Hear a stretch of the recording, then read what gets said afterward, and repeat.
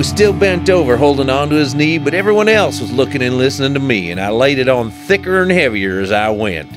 I said, would you believe this man has gone as far as tearing Wallace stickers off the bumpers of cars, and he voted for George McGovern for president? Well, he's a friend of them long-haired hippie-type pinkos, boys, and I bet he's even got a commie flag tagged up on the wall inside of his garage. He's a snake in the grass, I tell you guys. He may look dumb, but that's just a disguise. He's a mastermind in the ways of espionage. This is the Community Solutions Podcast. Jason Bradley, Andrew Richter from our Camp David, if you will.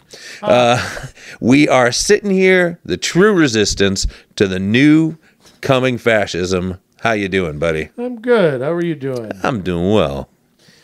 Nice, beautiful, crisp January day here. That's one way to put it. Tell you what, I think the wind could knock over Roseanne. I think outside it's pretty bad. Yeah. I think I got off the ground a little bit. You could have slid a credit card under me when I got home from work today. I think. Really? Yeah, I think so. Huh. By the way, yes, I know the song. Okay. You got to know this guy. Absolutely. The late great Charlie Daniels. Yes. Okay. Uneasy Rider. Great classic song.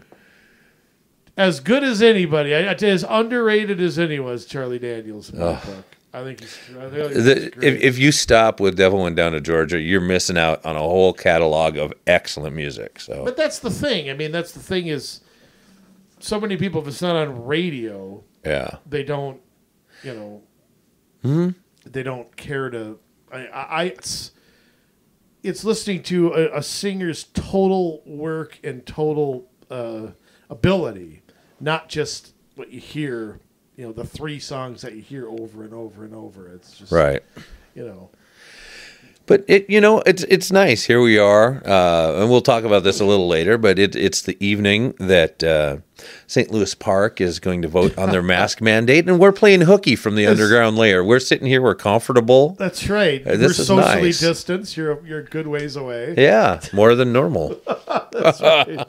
Well, here's the thing. I mean, we talked about the mask hysteria a couple weeks ago. Yeah. And,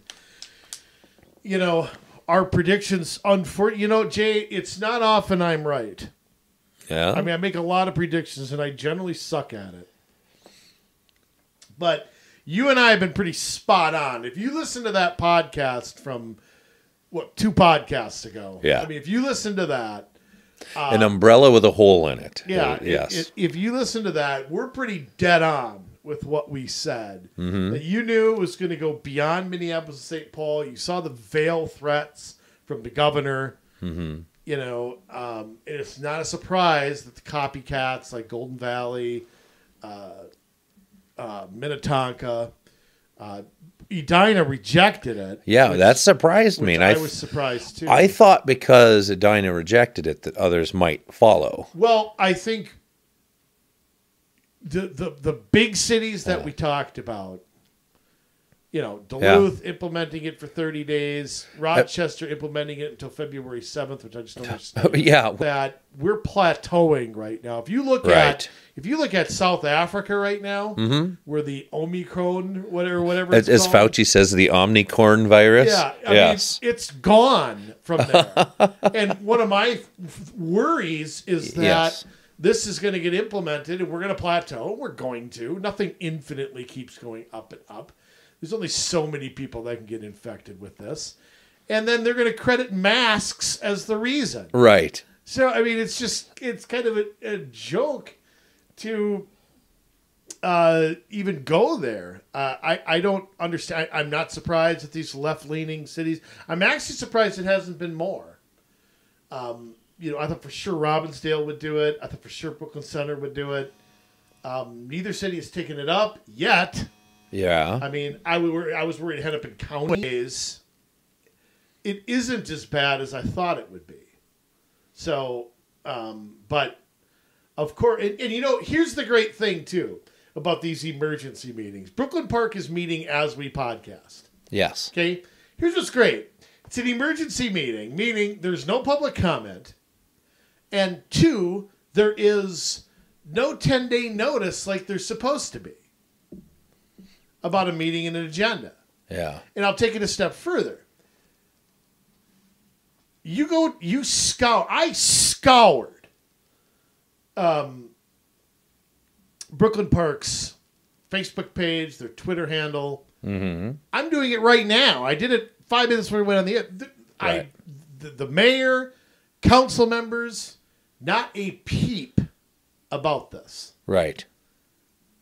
No warning to the residents. I'm sure everybody doesn't know that they're considering this. Wouldn't they have to? I mean, because St. Louis Park tonight is taking public comment, and they announced that, at least to their business community. I don't know about residents. Well, of course, the businesses are the people that they're going to have to be the a-holes that enforce this. Right.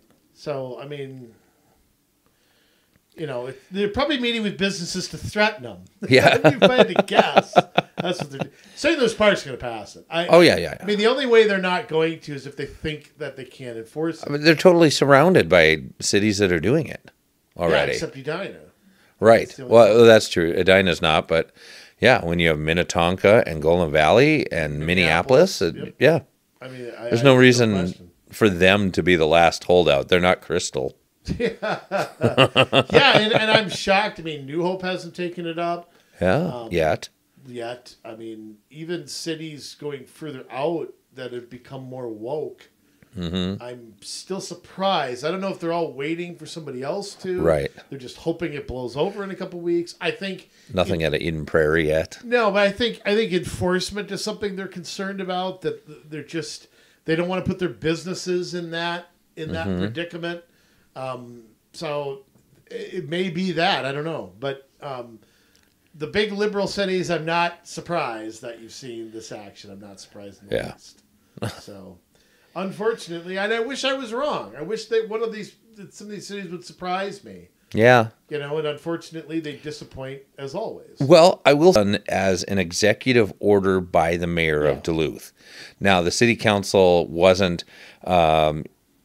unified enough to overturn the mayor's decision, but and I think that's why it's only 30 days. I think there's got to be some reason because it's an executive order. Yeah, and I gave her a few tweets. Yeah, good. Yeah, good. Did you? She hasn't blocked me yet. Amy Klobuchar's buddy up there. Amy Klobuchar running around threat. You ready to go to war over Ukraine, Jay? No, I'm really not. Yeah, interesting thing. We defend Ukraine's border harder than we defend our own. Just going to show we have a president of the United States who is just mentally incapable of the job. Right. Well as two senators from Minnesota who are equally incapable. Yeah. Now, don't get me wrong. I don't want Vladimir Putin to take Ukraine. That's going to empower him with further actions in like Georgia and Kyrgyzstan and places where he's already acting, Poland. And it's definitely going to urge the Chinese to go ahead and take Taiwan if he's successful in this.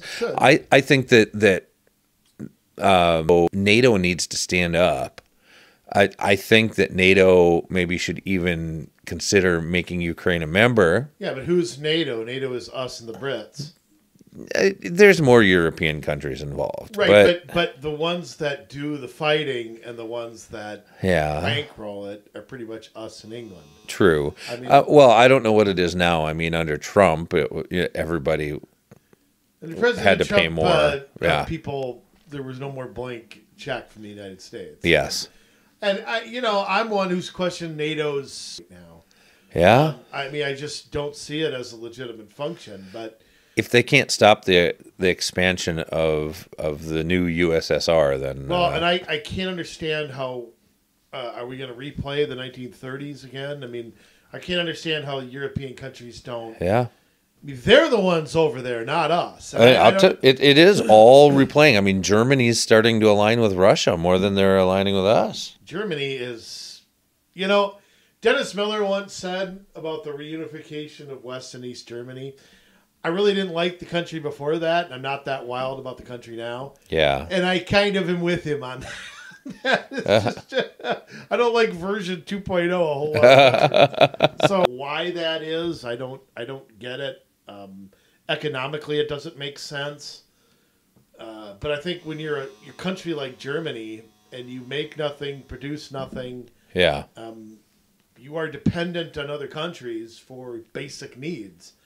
And the only thing I can think of is that there's just some sort of behind the scenes wink, wink, nod, nod, like there was back then. I can't think of anything else. It makes no sense to me. And I mean, right. The French, they haven't been a world power since the days of Napoleon. So, quite frankly, I mean, it's the U.S. and the Brits that are going to stop anything. Same time, I'm not wild about jumping into another undeclared endless conflict. I mean, it just... Well, that's what it'll be. You know, I mean, until there's a new Russian president and we see how that Russian president acts, we're going to have to be on guard. We're going to have to be present. You know what it's time to do? Here's what I would do. Yeah. I know there's a law against this, but laws are made to be broken. That's one of my proverbs. We should put a hit squad on Putin. Yeah. We should find a way to take him out. Well, I mean, think about it. I mean, there's two problems with that. Right. One is that you never know what will replace something. Yeah. Okay. And two, but again, I come back to this guy's basically been a dictator there for 2 decades. Yeah. And if you don't remove him, endlessly have this standoff, I think a different leader, you never know who could emerge as, somebody who doesn't want to get involved in all this crap. Right. So I don't know. I don't know if there's forces inside Russia that could be put the fear in him. You have to put the fear in him. Yeah. That's what we're not doing. Right. Okay. He doesn't fear Biden. He doesn't fear Angela Merkel. President was her chancellor. Okay. Was real reason. Maybe she's a lame duck, but I think she's out of there. Yeah. Putin clearly doesn't fear anybody. No. So, unless you put the fear of his regime, you're not going to get him to behave. Right. Well, I mean, there's that, or making it so painful for him that he does not want to go forward with it.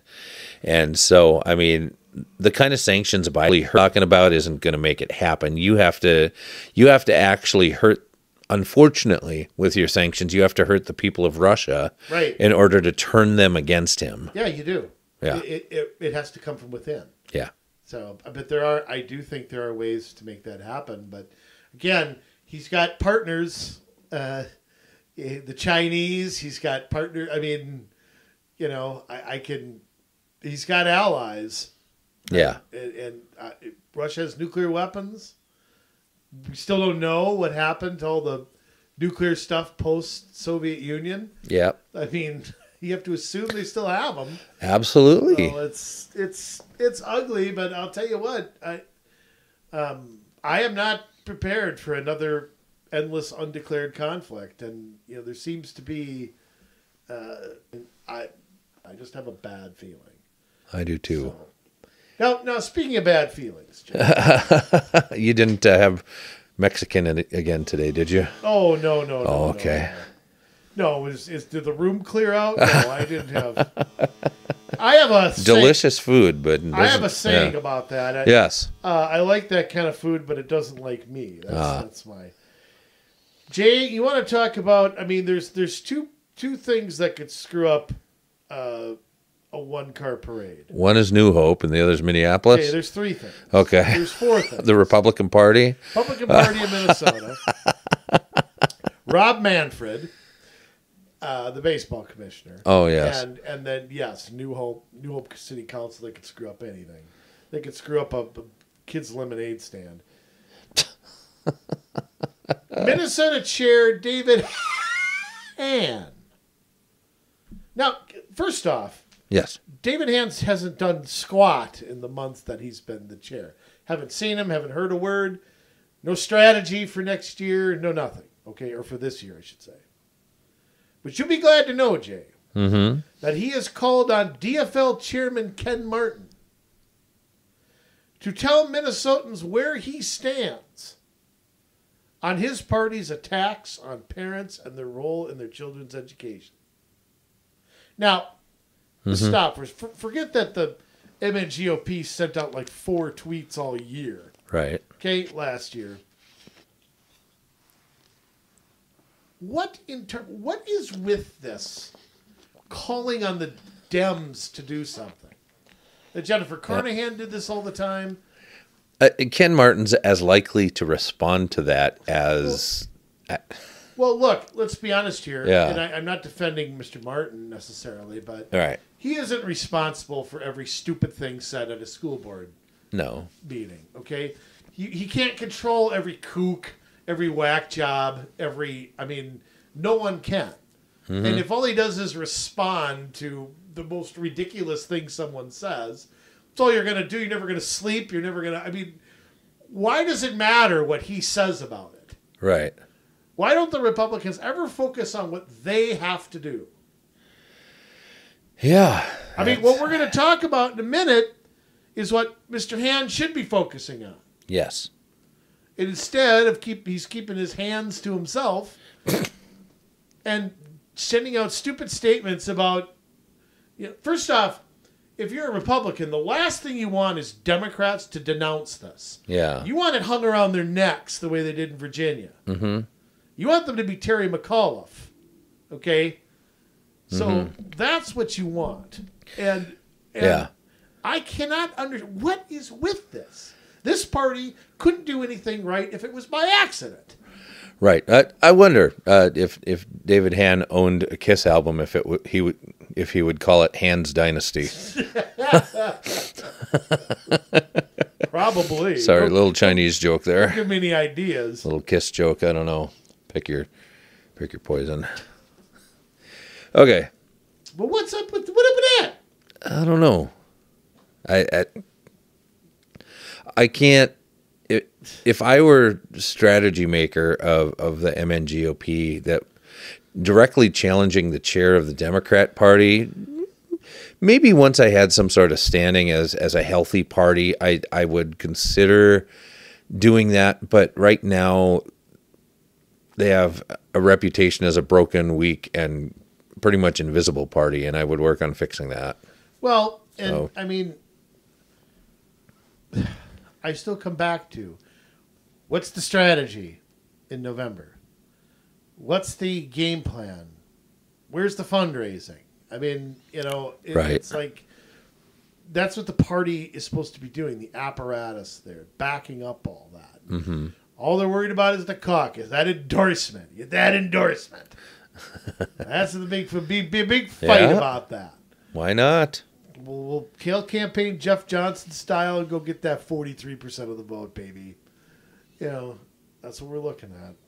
There's a debate going on right now. Another just I'm sure it's a titillating affair that is going on, which I certainly will not listen to.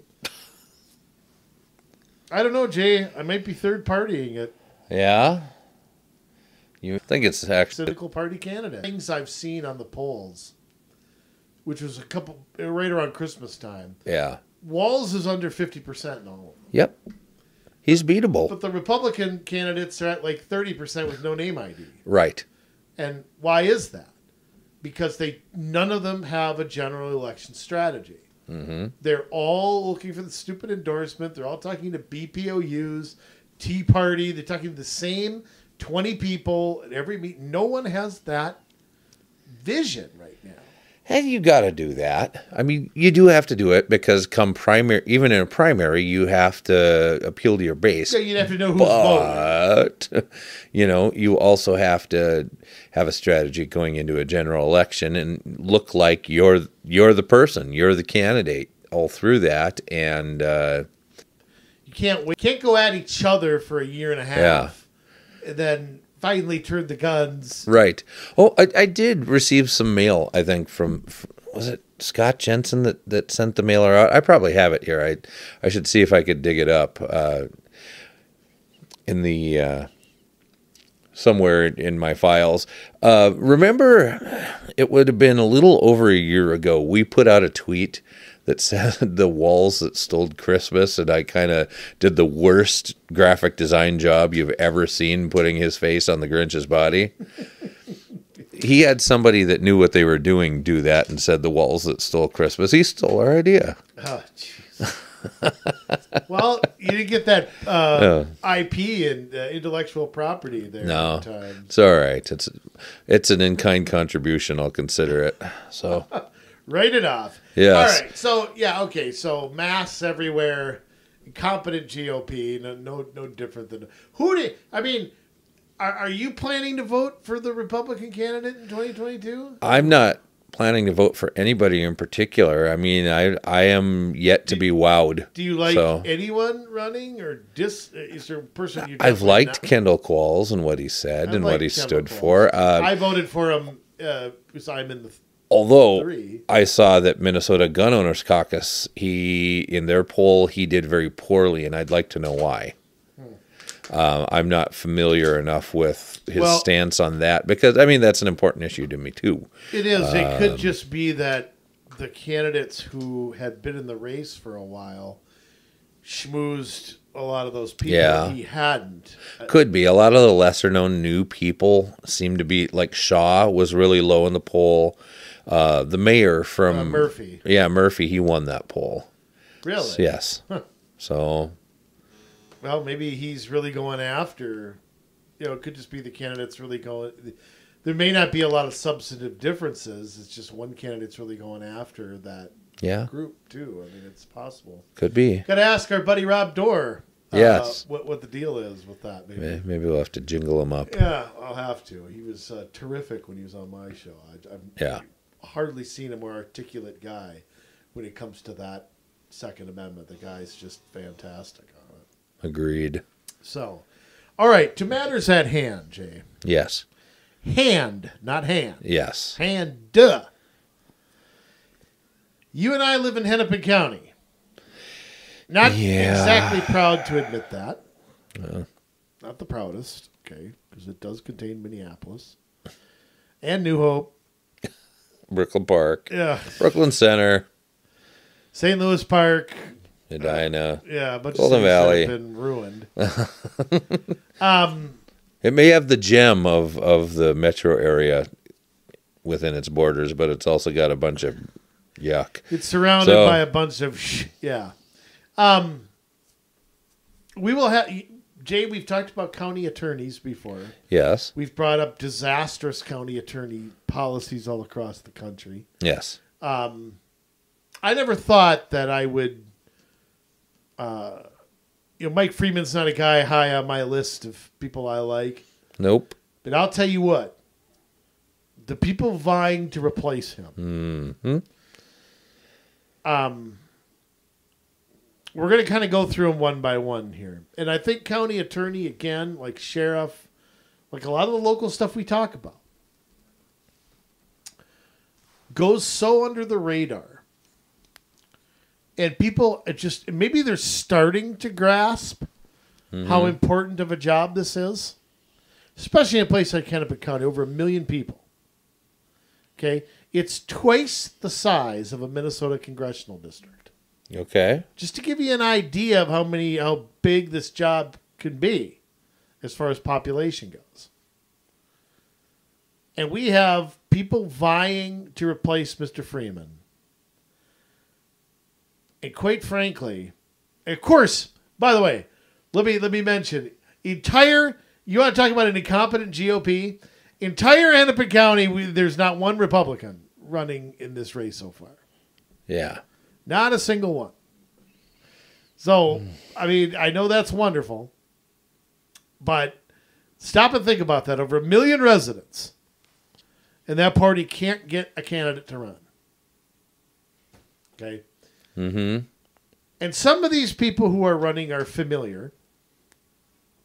Some of them are not so familiar. Right. And we need to shine a light on who these people is. It's important to understand, because we have seen what the impact is on these Democrat cities by electing county attorneys that will not prosecute crimes. And we see it right now with the battle that's going on in New York between Eric Adams, who promised a tougher stance from police, and now this Manhattan DA that is like, I'm not going to prosecute this or that or this or that. Armed robbery is going to be a misdemeanor. And how do you just go through and declare those things when you're not a lawmaker? Well, that's what I don't understand. Yes. Cold-blooded. Yes. Any prosecutor needs to prosecute things equally, regardless of the circumstances. In other words, it's not their job to be an activist. Right. It's not their job to change the system. Nope. It's not their job to litigate. It's not their job to make laws or repeal laws. Absolutely. And that's the mindset that you have to have. It's a defense attorney's job to, that's what makes the system work, is that adversarial thing. Right. Okay, and the jury system with the judges. But what we have here, and we have this kind of phenomenon going on across the country, is prosecutors being the sole, judge, jury, and executioner. Yes. Of whether something's going to be. I mean, and granted, they have discretion, but that discretion is not meant to be abused. Yeah, that's the best word to use, is abuse. It is being abused. Mm-hmm. Being abused everywhere. Los Angeles, there's just chaos. There's chaos going on. Oh, you couldn't pay me enough to live in there. I mean, it's already a dump, but I mean, it's twice as bad now. I kind of used to like Los Angeles, but that's not. I don't know. They're not holding my interest at this time. Yeah, I can see that. But I think we're going to be pretty afraid. I'm pretty afraid of this group here that's running in this race. Yeah, I would be too. Now we got four beauties. Okay. And of course, all vying for the DFL endorsement.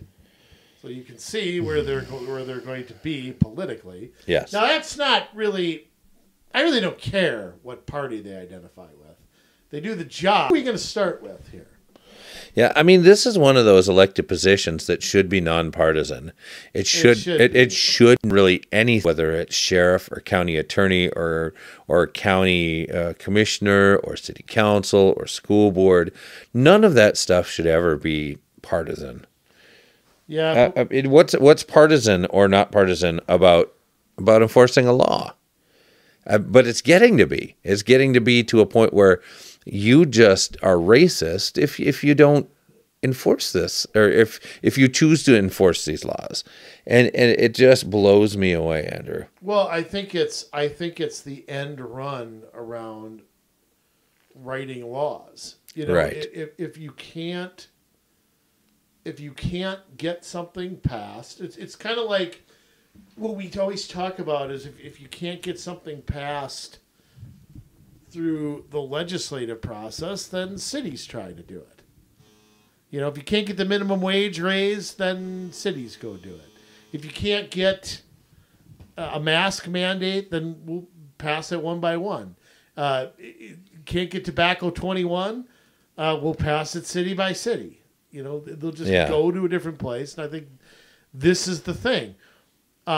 You take an issue like drugs. I mean, I'm being very generally speaking. Right. And whatever your feeling are on drugs, and whether they should be, or some should be, or it should be a misdemeanor, or it should be however you want to see it reformed. I think a lot of people think reform needs to happen. I think there's a lot of disagreement on legalization or not. However, that's not a job for a county attorney. It's a job for the people who write laws. Yes. But because a lot of them aren't acting, Mm-hmm. the county attorneys are acting for them. They're just deciding they're not going to prosecute, deciding that they're not going to charge, deciding that they're not going to be any bail, and so you're having the law basically change without the law changing. Right.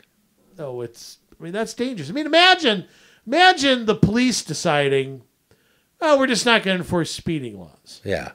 You drive 100 miles an hour down a residential street, Mm-hmm. yeah, we feel like you should be able to, you want to Dale Earnhardt it down the street? Yeah. That's not that big. It's not a cat stuck in a tree or something. It's not that big a deal. Mm-hmm. Right. I think where you see a lot of danger is you have these county attorneys, district attorneys that are taking the law into their own hands, but I think it gets multiplied when you have a liberal city council or county board that allows for those things to be so. I mean, that's even more dangerous. Case in point, okay, everybody knows what's happening in San Francisco and what they're allowing, to happen, and they don't do anything about it. But you look to Little San Francisco, or the San Francisco of the North, as it's called, Duluth. They're starting to have a homeless problem. I mean, here you have a town that chased away all of their industry and replaced it with tourism jobs, which pay a quarter as much. Right. And then now they have a homeless problem, and they're letting the homeless people chase away all the tourists. Well, what does that do to the tourism industry? You have tourists that are afraid to go down to the boardwalk area because you have homeless that are in homeless encampments down there. They are aggressive. I didn't know they had that. Yes, they're aggressive panhandlers. That there's drug use. There's pooping on the boardwalk and peeing on the boardwalk. That's and shitty. Yes, and so. You have a city council that is allowing for these things to happen. And now, I don't know the county attorney in St. Louis County, but you see these things happen. Even down here with Minneapolis, making allowances for things, and so you have a county attorney that doesn't have to work very hard when, the expectations aren't there either. So it's a twofold problem, Andrew. Yeah, it is. And the solution will be in Duluth. It'll be universal basic income. Right. We'll just give these people some money. Mm-hmm. They'll go spend that on drugs and alcohol. Well, and I think that they're trying to build tiny homes for them as well. So... What a boil on the buttocks of the world. Okay. Jay? Yes. Who are we starting with? Which one of these beauties? I kind of want to see you read that first name. Oh, my goodness. Okay. Hoping you wouldn't. But... You want me to just say it? No, I'll start it off. We're going to start with... S squared. We'll call it S squared. Oh, you're gonna punk out on me, huh? So I'll try it. Saraswati Singh. Close. Saraswati Singh. Singh. Yes. Like the golfer. Yes, just like the golfer. Okay. Yes. Is that how VJ spells it? Yes. Okay. Saraswati. Saraswati. Yep. Okay. For Hennepin County Attorney. Well, what do we know about... She will prioritize preventing crime. How do you prevent crime? Other than by keeping the criminals locked up in the first place. But she's going to prioritize addressing racism. So those two apparently can't go together. I will prioritize enforcing police accountability, which isn't her job, unless a police officer commits a crime. Then you hold the police accountable for the crime they actually committed. That's true. I mean, let's stop right there. She doesn't have any authority over that. Right. If the police do something wrong, there's a Internal Bureau of Investigations, and ultimately it is cities that run that. Yeah. And we have a sheriff elected to do that as well. Although in Hennepin County, he might deny that he's there. Might be in charge. Will prioritize prosecuting violent offenses, and you know what that tells me? If they're not violent, they don't matter. Go ahead. Yeah, exactly.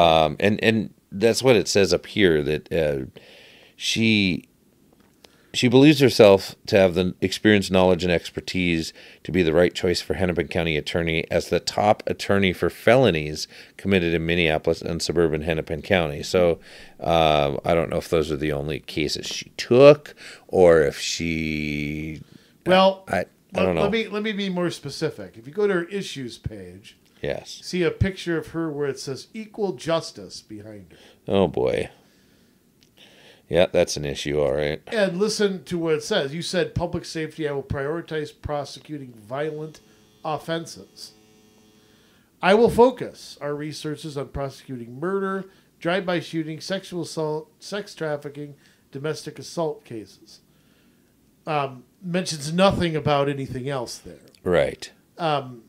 I will advocate for victims. Again, before you go on, that sentence, I will focus our resources on, means she will not focus her resources on the other things. I just want to clarify Right, that. it's a lie by omission. You can't focus on everything, so her focus... Right, but again, it's also Right. not the job of a prosecutor. You take the cases that come to you. Yep. Okay, you're not a defense attorney that picks and chooses. Right. Not at that point. Okay, I will advocate for victims. Mm-hmm. All victims, genders, races, ages, sexualities, religions, abilities, immigrants, and non-native English speakers. Okay, I would like to know what her definition of a victim is. Is it someone that's had a crime committed against them, or someone who has grown up poor and disadvantaged? Probably more the latter. Yes.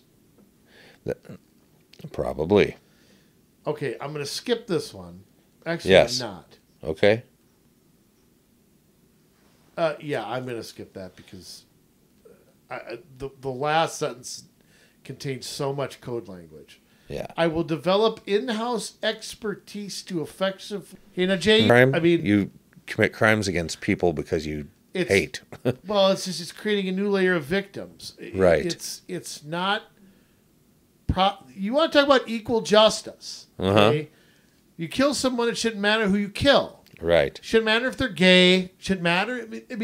I mean, she says... 8-year-old at 10 o'clock. Look at the next. Yes. Look at the next one. Racial equity. Okay. I will prioritize addressing racism and systemic racism. What?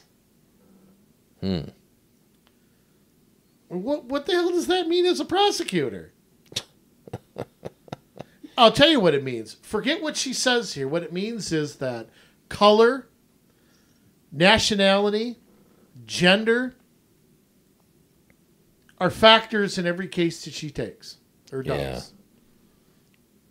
I shouldn't say takes because she's a good choice.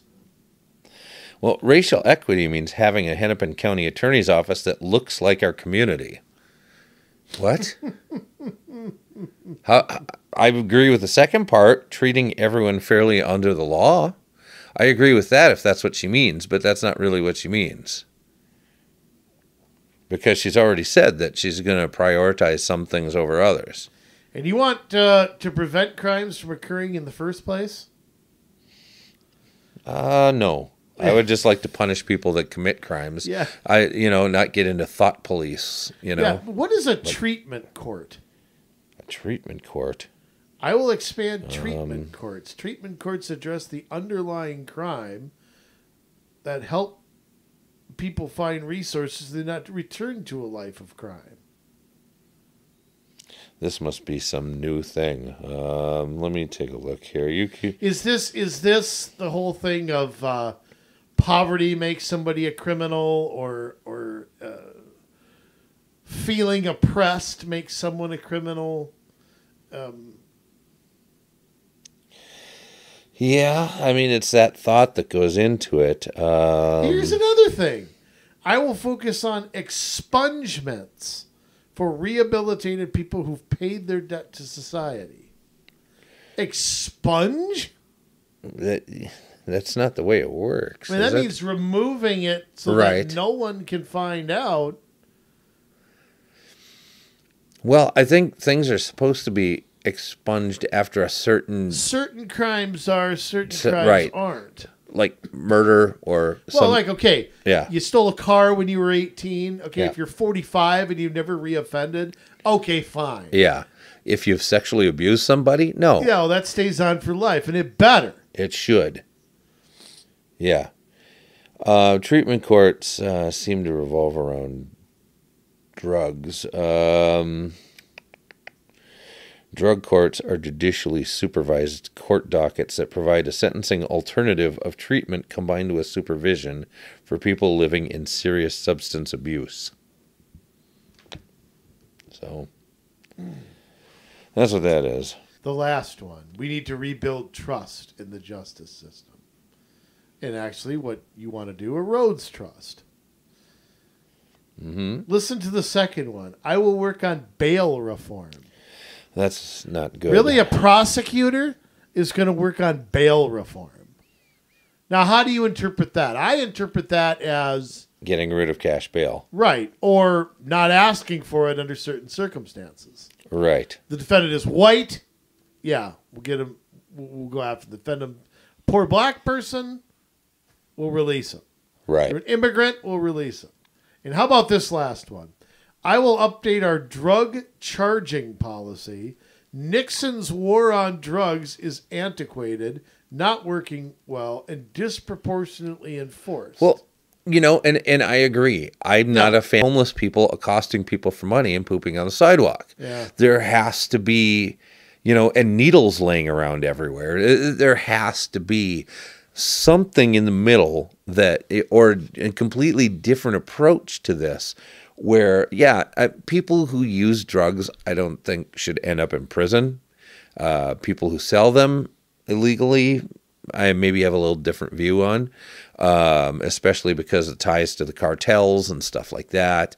And we've got human trafficking. Human trafficking. I mean, these are crimes that we need to go after. The human trafficking, everything that these smugglers and cartels bring into our country. And drugs is one small part of it, I hate to say. Yeah, exactly. But it is because we're not willing to prosecute other things as well that just, the people who are on drugs are allowed to terrorize people, and maybe not terrorize people. Maybe that's too harsh of a word, but to really, come after and make them feel unsafe to be walking in their own city. No one should feel that. And it's just unclean, letting them just set up camp anywhere and do anything. And, there are violence. A lot of these tent cities that are set up for the homeless, there's a lot of assault, a lot of sexual assault, and there's murders that happen in these things.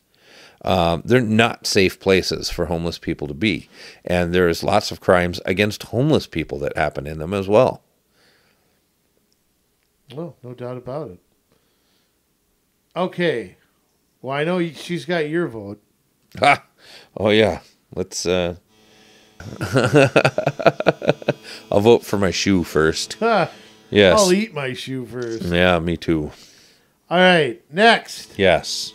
Who are we doing next? I guess let's just go down the list. We got, what is this? Is this, the picture on here is like Ted Kennedy after Weight Watchers or something. Is that who that is? How do you pronounce Mary Moriarty? Right. Yeah. Oh, it's not Ted Kennedy. Well, close enough, as far as I'm concerned. Okay. Boy, some pretty. Oh my. Pretty. Yeah. That picture doesn't look like Ted Kennedy at all. She got a haircut. No, that's the old Butch Cassidy there. Okay. My goodness. No idea who this person is. Well, she's transparent, accountable, and accessible, so that's good. Well, it says so on her website. Well, then it must be true. Yes. So, okay, stop after this first sentence, first paragraph. I believe where a person lives, whether it's Bloomington, North Minneapolis, Maple Grove, they deserve to feel safe. Yes. Okay. The next, and I'm going to move down a little bit here. In Hennepin County, we'll be voting for a new county attorney in November of 2022. Through this one election, voters have the power to change the direction of our justice system. Red flag anywhere? Yeah. No, I'm not voting to change our justice system. No, me neither. I must have missed that sentence. The next Hennepin County attorney must answer urgent calls for reform, rebuild trust between law enforcement and the community, and respond to the nationwide increase in violent crime. I agree with the last part. Yeah, but again, it's only violent crime. Exactly. Everything else goes free. This lady has been a public defender. That worries me. Yeah. Because, again, a public defender is not supposed to... they take cases that fuel their passions. Right. And listen to this. During my time leading the second largest public law office in the state, an independent evaluation found that we were the most effective and highly regarded public law office in the entire country. Under my leadership, our office successfully fought to reduce racial biases in low-level marijuana stings and traffic stops. We know that that's code words for I'm not going to enforce that stuff. Right. I mean, that's really... Yeah, and so none of it gets enforced. And again, not a fan of the war on drugs, also not a fan of needles in the street. So, I don't know. Again, has to be a happy medium somewhere. You know what I like? She says in the paragraph above that, I'm not a politician. I'm not running to advance my political career. And then if you're patient enough to wait for 2 paragraphs, the DFL caucuses are coming up on February 1st. We as Democrats will come together this year to endorse candidates and to craft our collective vision for public safety within the DFL platform. This is our opportunity to define our values as Democrats around criminal issues. So you're not a politician. You're not political. This isn't your political career. But then 2 paragraphs later, you're talking about the DFL caucuses, and the DFL platform. Well, and here's the thing. If you go to her endorsements page, yes, she's endorsed by public defenders, the very people that she's going to be up against. Yes, that's true. How can you be a defender moving into a prosecutorial if job? I'm a defense attorney, I'm endorsing a prosecutor that I think's going to, right. Endorsed by Representative Carlos Meliani. Endorsed by Kim Ellison. Ooh. Yeah. Endorsed by your favorite senator, Chris Eaton. No. Scott Dibble. I love that she's endorsed by Cedric Frazier, and then both of them have masks in the picture. It's like, can you virtue signal anymore? Yeah. Oh, my goodness. And she's also endorsed by your council person, Jay. Fabio. Oh, goodness. Of course they used him. Why wouldn't they? Because, yeah, that's political too, but we won't talk about that in this one. So, yeah, that's less NEE. This isn't political in any way, but look at all those politicians lining up. Yeah, I think, it is, there's an article from the Minnesota Reformer, usually not a, something that I read a whole lot of, that's pretty critical of her. Yeah. Max 2021, basically accusing her of... again, wanting to transform this agency. Right. And apparently, he makes the claim that she was ousted as Hennepin County's public defender by sharing offensive social media posts, and so on and so forth. And basically says that if she wins, it will follow Minneapolis's lead in San Francisco and places like that, so on and so forth. But again, I don't like a prosecutor who plays nice with a public defender. I mean, No.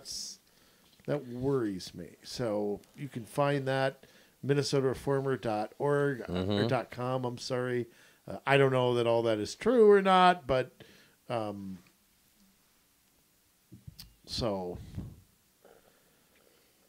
that's that. Yeah. That's yeah, and I don't know. Reading through, there's an article. Yeah, I think we were talking about that Minnesota Reformer here on how she would prosecute, and yeah, she talks about overcharging cases, which clogs up the system. Shouldn't be to get the longest sentence in every case. Well, I don't think they probably try to get the longest sentence in every case. Well, and I think another thing, like last year, prosecutors for Hennepin, Ramsey, Anoka, Dakota, and Washington County agreed to refer cases to avoid conflicts of interest. Yeah. And she said she would pull out of that agreement. Really? Yeah.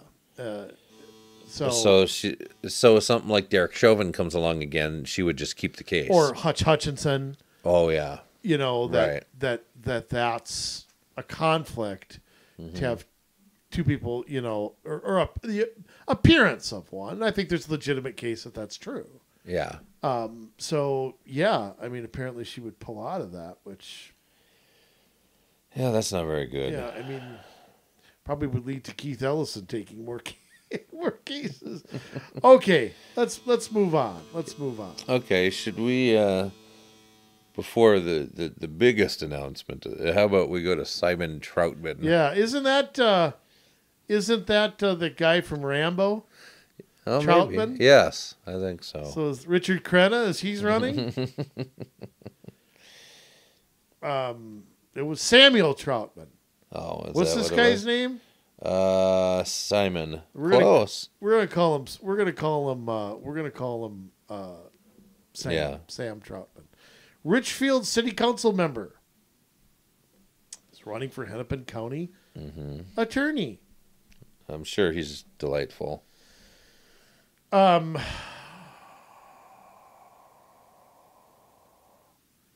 do we say about Mr. Troutman? What do we say about him, huh?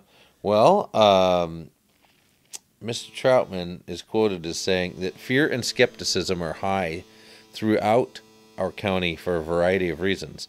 Few people are convinced that our judicial system is a fair system. Our campaign has attracted voices from all over the country to increase urgency. We work and a fair legal system. Well, here's, there's some gobbledygook until you get down to... Well, I mean, there is something in there. Fear and skepticism are high throughout our county.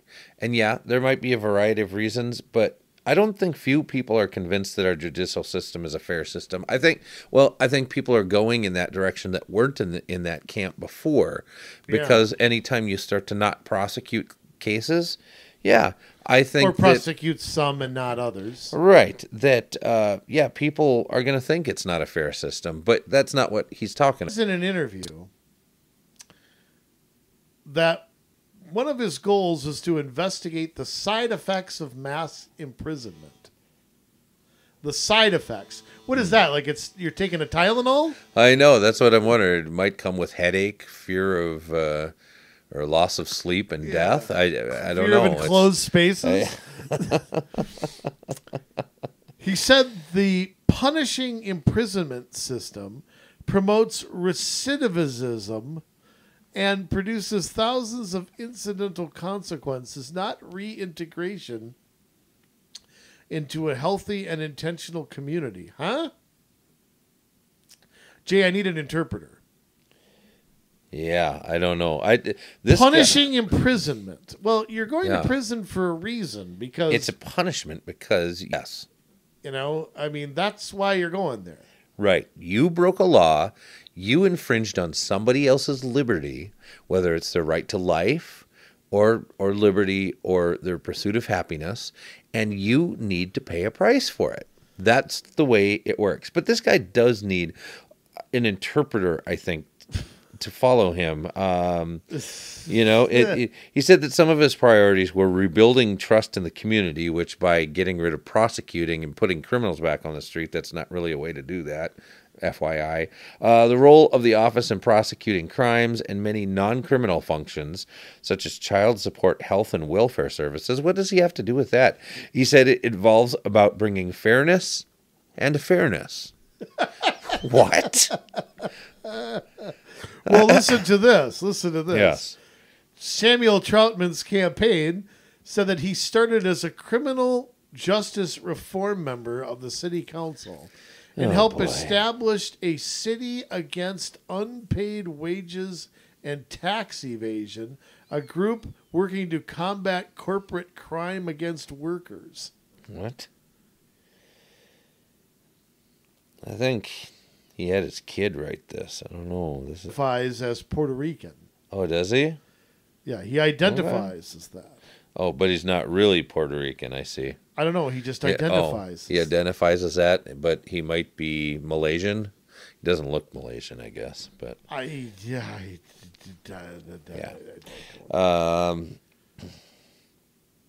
No, I don't know how well known this guy is. Yeah, this is what I don't get. He came out of North Central University, which is a very good school. It's a private Christian school downtown through the Assemblies of God. Really? Yes. So I don't know how he got so far off base because that's not anything that school teaches. Yes. Restorative justice movement. Site for it. Yeah, Yeah. There's really so there's nothing to really expand on there other than one article. Yeah, that's really all we got. But quite frankly, he just doesn't sound any different than the other two people running. So right. Yeah, it's definitely not somebody who seems to be prioritizing citizens, someone who is prioritizing the criminals again. So, yes, that's it. That's what we get, I guess. But we do have one other guy that the Jewel. Yes. It would be nice not to have him in the legislature anymore. Yeah. But he'd have way more power at this job. Yes, he would. Because to me, this is a bigger job, even than being majority leader. Mm-hmm. Arthur Fonzarelli Winkler III Jr. Artie. A.K.A. Ryan Winkler. With not a strand of hair out of place. Yes. I am kind of jealous. I'm thinning up top, Jay. So I mean, yeah? It's not me, thank I the good Lord, but you'll have hair when you're 113. You know I my will. dad. You know what I'm in for. Okay, Yeah. so, Mr. Winkler, sign up to join our campaign to bring progressive police accountability and criminal justice reform. Again, criminal justice reform, not the job of the prosecutor of Hennepin County. It's not. I'm running for Hennepin County because we need progressive leadership that will bring people together around a common vision for addressing public safety and racial justice. Okay, first of all, he has to know when you write in caps, everybody thinks you're yelling. Yeah. And especially when it shows up that big on your phone, it looks like you're just yelling at me, and that's a turnoff. Second of all, you're not going to bring people together around a common vision when you're trying to puts racial justice above public safety. Yeah, and if you go down further... Yes. True racial justice is equal justice, treating everybody the same. I mean, we've been over this over and over and over and over. And we start with the activism right away. At the bottom, it says it's time to legalize adult use cannabis. Okay. So right on the front page. In addition to the higher criminalization of minorities, outdated cannabis restrictions, I don't know why he calls it cannabis. It's called hemp, by the way. Have been harmful for veterans and other Minnesotans trying to access cannabis for therapeutic reasons. Well, Mr. Winkler, you're in the legislature. Change the damn law if you don't like it. You're the majority leader. Yeah, write a law. Campaign on that. Make that part of the big DFL platform. Yeah, I mean, seriously. I mean, he's in a position to change the law. Hasn't done it. And instead, what he's going to do is he's going to run for county attorney, just not prosecute for it. Right. And apparently he is the chief author of Minnesota's cannabis legislation bill. Well, then that's what you should be doing. That's the right way to do it. But instead, he wants to go there and just not prosecute it. Yeah. Of course, there's a big picture of him on his issues page with Tina Smith signs, with Biden signs. And once again, just a total partisan hack. You mean Tina Smith, the baby killer, that one? And there's a whole bunch of... I'm going to click on the immigration thing. Immigrants makes it very easy for ICE to identify and deport them. This makes immigrant communities much less willing to work with law enforcement, which makes our whole community less safe. Really? As a state legislature, I have fought for bills that would allow undocumented immigrants to get a driver's license. Oh, well, hey, that makes our roads safe. Yes. I mean, so you've advocated for them to break the law. Right. As your county attorney, I will push for similar policies that will help immigrants stay in our communities. Supporting hold on. Let me go down even further. Hiring immigration lawyers in the Hennepin County Attorney's Office who can advise the office on how best to avoid unnecessary deportation. So you're going to hire at taxpayer expense attorneys to advocate for illegal aliens to avoid getting deported. And whether they get deported or not, that's not Winkler's call. No, it's really not his at all. That's ICE. That's a federal issue. That's not a Hennepin County issue. So I don't understand that. That's insane. Right. And you think... sorry, are you done with that section? Yeah, scams and financial crimes. I thought, that's a good thing to go after, right? We need to be doing better investigating, identifying, and prosecuting financial crimes. I agree. We do. Yeah, if he'd have stopped there, I'd have been fine. Yeah. Then, he says, too many low-income workers in Hennepin County are victims of wage theft, and too many of the powerful people who commit wage theft get away with it. What's wage theft? Apparently, they think that certain employers deny benefits or workplace protections that too many working families are legally owed, and he also wants to work to raise the minimum wage. Again, it's his current job; it's not his. But let me take it a step further here. Deny them benefits? Benefits like what? What are they? Is he going to demand paid vacation? Is he going to demand paternity time? By the way, some of these things happen because of laws Democrats have supported. In fact, do you know that Walmart used to pay people so low on purpose so that they would qualify for Medicaid, and they would bring papers for you to take and go down, show you how to fill them out, that you were making goodness. such a low wage that you were below the poverty line, and they didn't have to pay you health insurance. They would actually do that. Oh, they're such a conservative company, Andrew. But I mean, but the point being that it's where they're working the system that people like Winkler helped create. Absolutely. I mean, look, is it disgusting what Walmart did right there? Absolutely. Yes. Is it illegal? No. No, it's not. You don't have to work there, and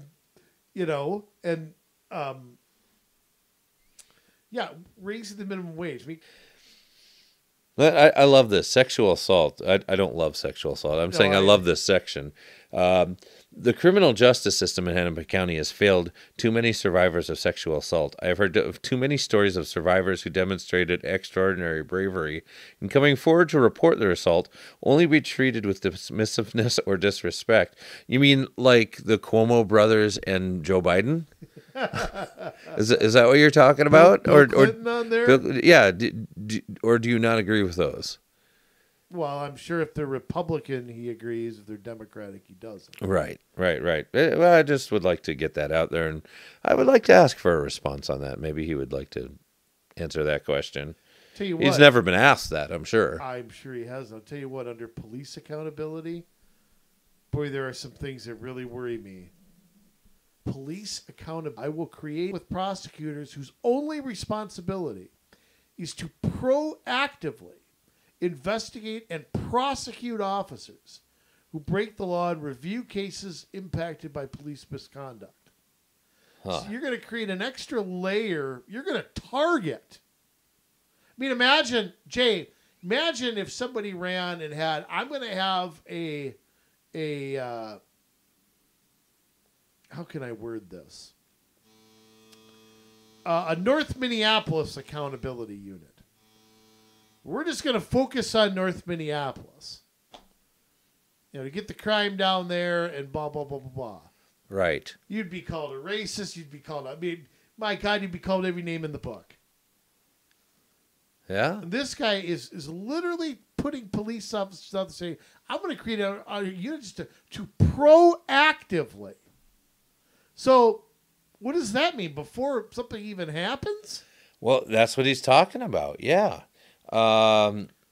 He is talking, and again, this is not his job as a county attorney, but he's saying, here are steps I will take to improve police accountability. It's not your job to improve police accountability, but yeah, at the bottom it says, right now we mostly hear about prosecutors holding police accountable when it's too late, after someone has already been hurt or killed by someone who should never have become an officer.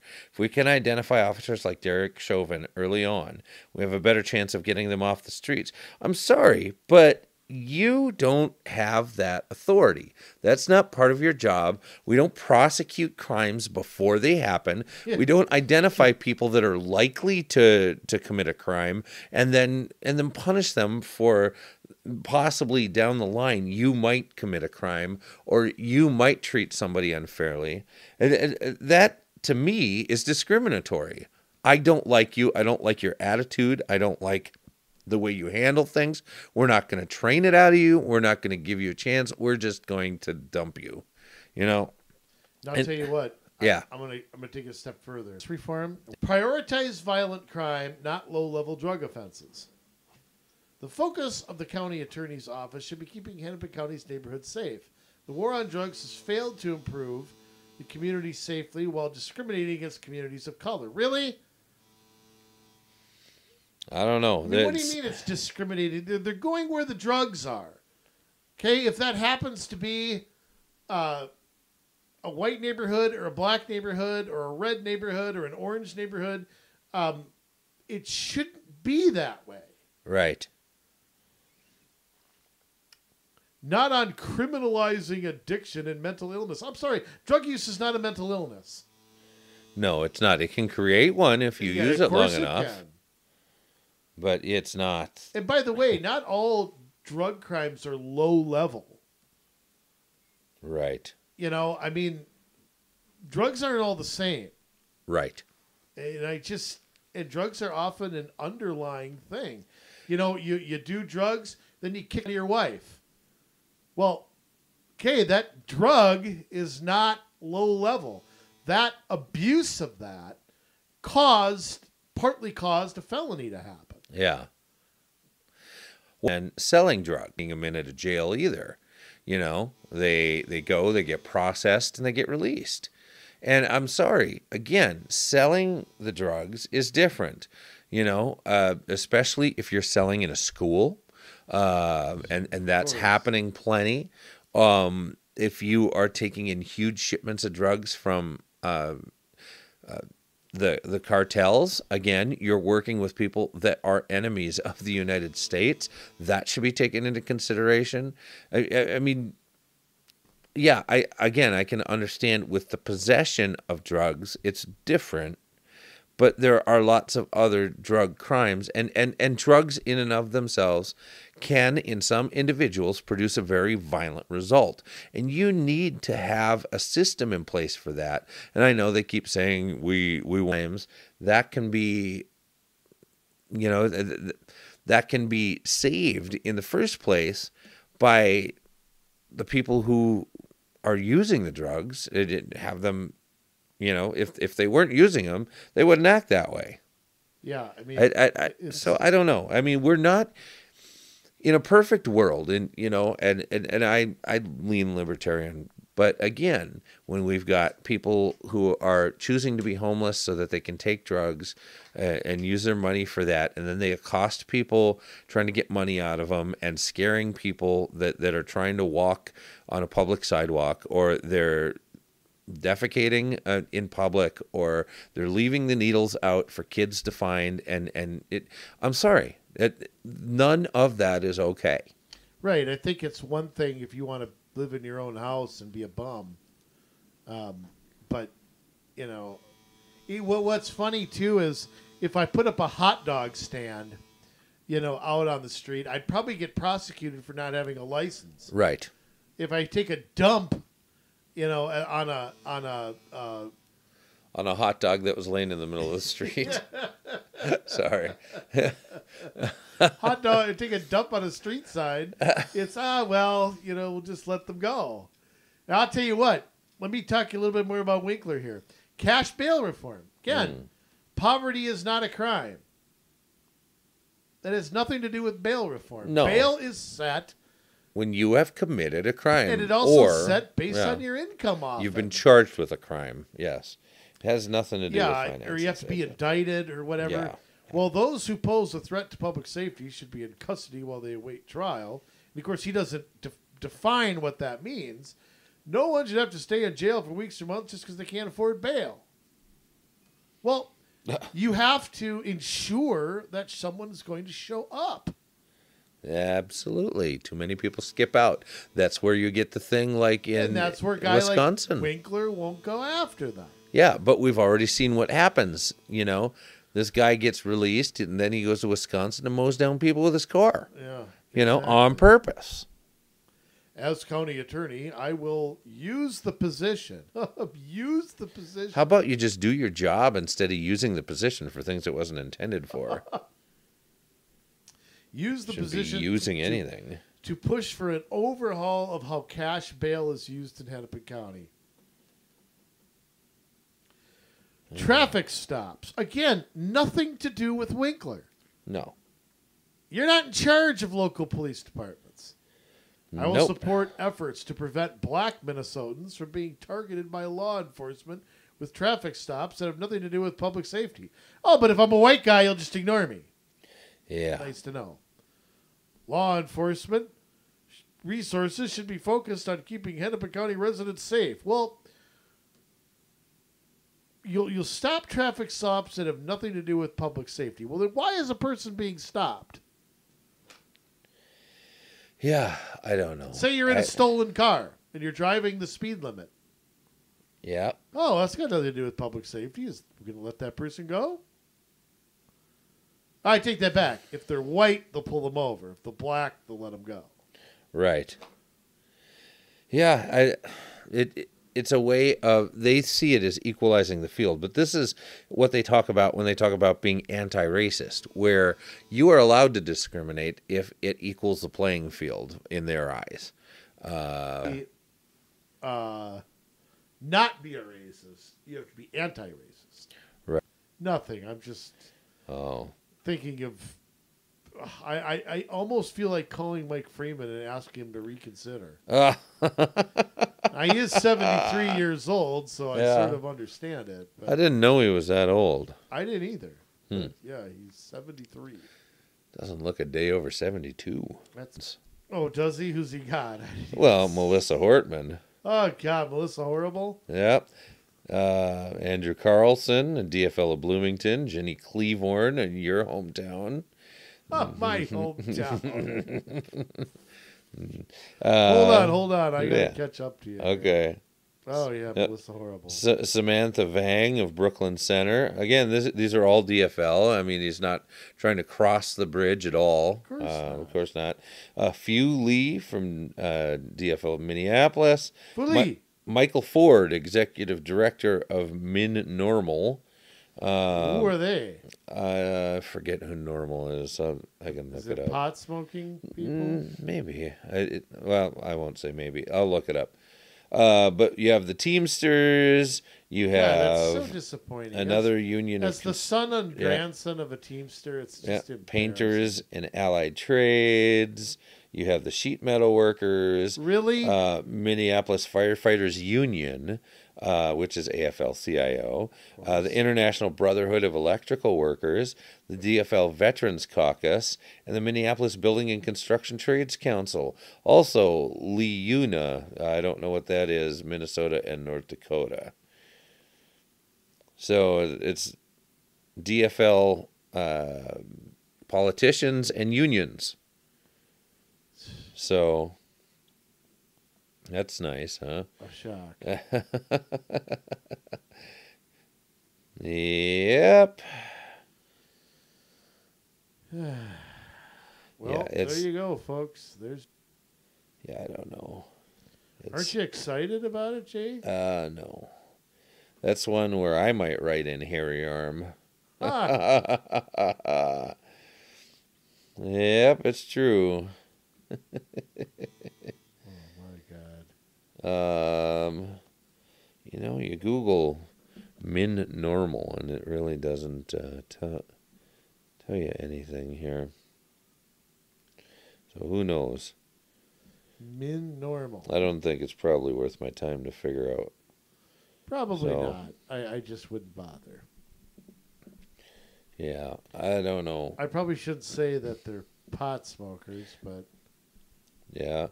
Oh, normal. Yeah, it is. Legalizing responsible adult use of marijuana. So, yes. What's responsible adult use? I mean, let's say it's irresponsible. I mean, they're still not going to want to be prosecuted, are they? No. So that just must be their way they sell it. Right. Yeah, I mean, that's just their deal. So. Yeah, and at the bottom they've got like look at this, Jay. I know picture of them to legalize cannabis. I mean, okay.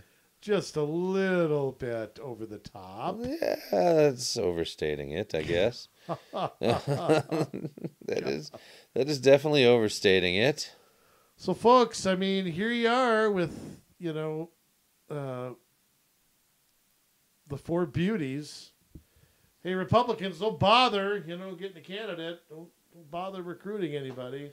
And I'll tell you what, there's some other people running for sheriff now, Jay. Oh, yeah. You might have to dive into in a future show. Because I think that's going to be pretty hotly contested. Yeah. I don't know if I even want to know. I tell you what, it's sheriff and county attorney. Yeah, they're doing it. And somebody else was. Yeah, so I mean, it's there for the taking, and I think a strong public safety message would win out in this. I think. Yeah. I think people are tired of the coddling criminals. I think like you said, there's room for middle ground on some, and I would favor middle ground on some of this stuff. Yeah. But and I do not believe that any of these people are going to harshly go after violent crimes either. I just don't buy it. Unless the victim's black or something like that. I think that the left is in there. All criminals can change mode. And I just right. I just don't care. I don't care if they change. That's between them and God, as far as I'm concerned. Well, and you look at this, and just look at the trends, the counties and the areas that are ahead of us already.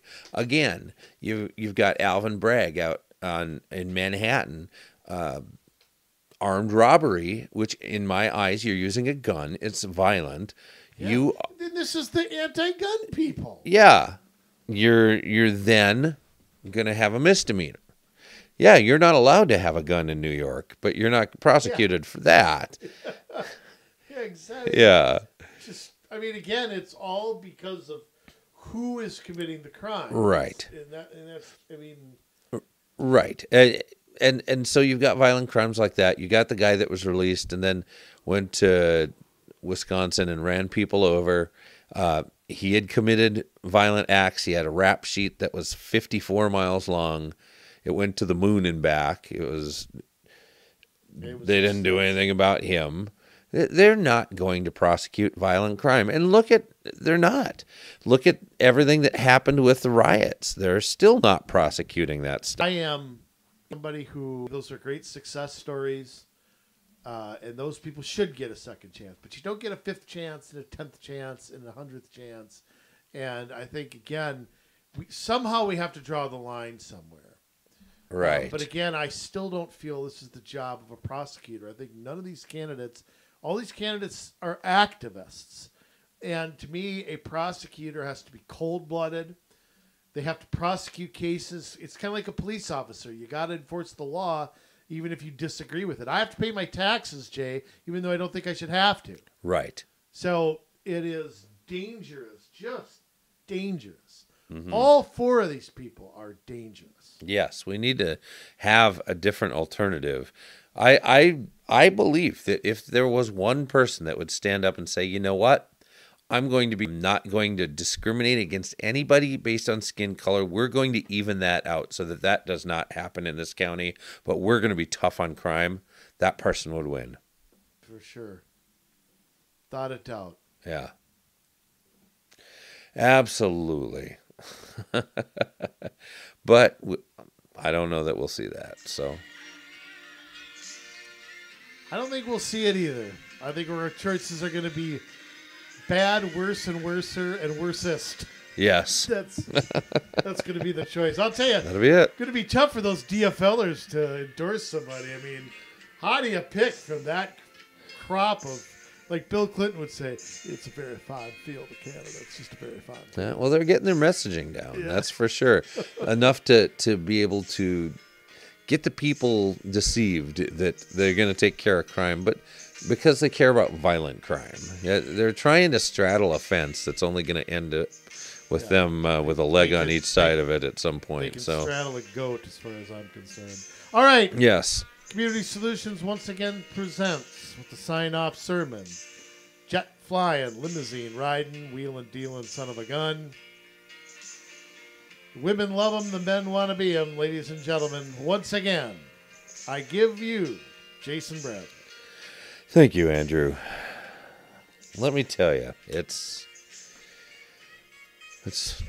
2022, and it already feels like we've lived half of it just by all of the things that are going on in our society. And it's pretty crazy. We got that society is not going along with it, and they detest it. But yet we still see, like with a lot of these mandates that are going out, that there's a good chunk of Democrats that feel that those that aren't going along with the mandates should be in jail, should be put in re-education programs, should be forced into quarantine, these kinds of things. And that's kind of scary to me, to think that there's that big a chunk of our population that is okay with that. This is America, the land of the free, home of the brave, where we choose to associate with people unless we don't, where we have a responsibility to one another unless one of us wants to be a jerk. And, and when someone, it's not against the law to be a jerk, but until you cross that line where you've inhibited somebody else's freedom, and that's when the law is supposed to kick in and provide restitution. But we see where society is crumbling apart and people are lovers of self, and they're hating their neighbor, and they're insufferable, they're intolerable, they just want what they want. And it is such a hard thing to have to manage. But you know what? We can manage this. We can, if we're willing to step back and look at this. But that's the problem. We have to take some time for self-reflection. We have to take a look at what these people have done, are continuing to do. They're not going to stop. They have an end game in mind, and they are not going to quit so long as we allow them to keep marching down this road. If we don't provide some sort of resistance to what they are trying to do, things are going to end up exactly as they have planned. And that means an end to our society. That means criminals running around unhampered. It means our businesses aren't safe, our homes aren't safe, our possessions aren't safe, our livelihoods aren't safe, our families aren't safe. It means continuing, eroding of any kind of normalcy that holds our society together. I have seen so much additional bad behavior out in public. Whether it's the way people treat each other, or it's speeding, or it's blowing through the on-ramp meters, or just a disregard for the law and a disregard for each other. And it worries me. We are people that have to learn to get our moral compass straight again, to find out where our true north is, and learn to take care of each other and do right by each other, and to love people no matter what color they are, to treat them equally, and to make sure that we're not putting things in the way that are going to cause people to feel like they're being discriminated against because of their color. But you know what? If you've committed a crime, no matter what color you are, you deserve to be discriminated against. You are a criminal. When you're not a criminal, you should have all of the freedom that comes with being an innocent human being, no matter your color. And so, yes, for police that want to prosecute someone because they're driving while black, yes, that needs to be addressed. It needs to stop. That's terrible. If you are talking about releasing people to be anti-racist after they have beat somebody up, run over their girlfriend with their car, hit a child, stolen things, broken into a store and looted it, whatever. If you're talking about there should be no repercussions for that, then that's something entirely different, and we can't have that. But we are at a point, Minnesota, where if we don't deal with it, if we don't learn to deal with it, if we don't take charge and stand up and do something different, then that puts us in a place where we will face losing everything we know, where polite society is gone, where goodness is gone, and we're faced with having to look over our shoulder every time we go out of the house. Well, we're faced with not carrying a firearm because we want to exercise our Second Amendment right just in case we ever need it, but where we feel fearful of going out and we feel like we have to have that because we don't know what's around the corner. And that's not okay. We shouldn't have to live in fear. They're right about that. these people running for county attorney, but they're not right about how to apply it.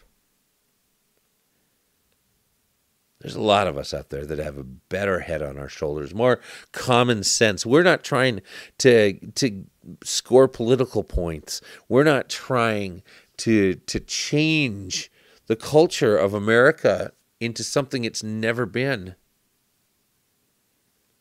We just want to see people be good, be kind, love one another.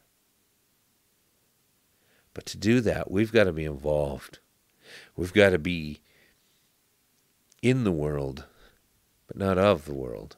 We've got to be people who rise above the occasion to do the right thing no matter the cost. We do the right thing no matter how uncomfortable it is, no matter how much we desire to take a shortcut. We have to do the right thing. And that is the only thing that fixes this. Is for us to do the right thing no matter what. So as we think about that, what is the right thing? It's done in small ways by acting right every day, by making allowances for people, by loving people, by being polite to people, by being kind to people, by loving others the way that we want to be loved. But it's also for standing up and taking positions of authority in the community. It's by standing up and exercising our influence in the community to make sure that when decisions are made, the right decisions are being made and that the right things are being done to prevent people from being taken advantage of. We've stayed silent too long. We've enjoyed our comfort a little too long. But let me tell you, comfort, and it ain't ever coming back. You can say goodbye to your cushion, to your ability to stay anonymous, to your ability to be able to live free. It ain't never coming back. So we need good people to take advantage of that opportunity that they have to be an American patriot and stand up and fight. I don't mean that in a literal sense, but I mean that in a sense of politically, in a sense of mentally. We have to stand for those things and we have to be involved, or it all goes away. That's not rhetoric. That's not overblowing it. That at one time in America, people had to pick a side because things were that dire. Were you going to be with the Americans or the English? Were you going to be on the side of the North or the South? Were you going to be on the side of America or Germany? These are things that we have to face all the time. And we've had it pretty good for a long time. We look at our greatest generation and the sacrifices they made. We're not making those sacrifices. We're living off of their sacrifices. We're freeloading off of the work that they did. Well, we have our own opportunity to do our own work, to become a great generation that saves this country from what these fascists want to do, because fascism is on the rise again.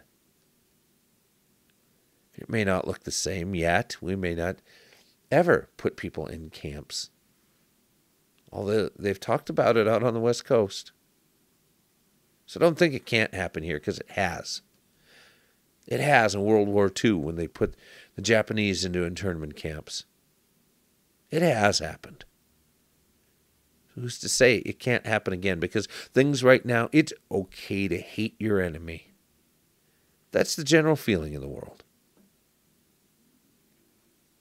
Once you learn to hate a group, you can do just about anything to silence their opposition. So I encourage you to love, but to stand firm If you want to stand firm in your community, get a hold of us. COMMsolutionsMN@gmail.com. That is COMMsolutionsMN@gmail.com, and we will help you to stand. We've done it in so many places already, and we are going to do it in many more in 2022. Why don't you be one of them? Get a hold of us. All right. That's about all we got for this week, and we will be back in another week with more amazing news and commentary. You can count on that.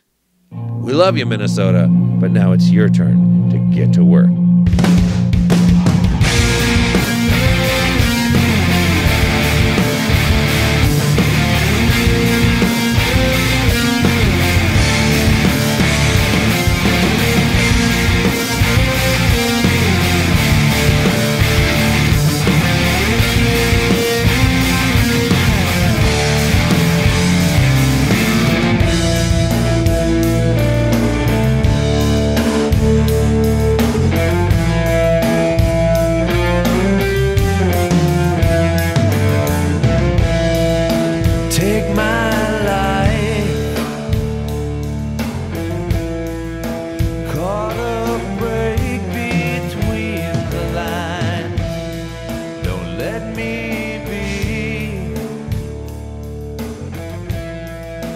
Get to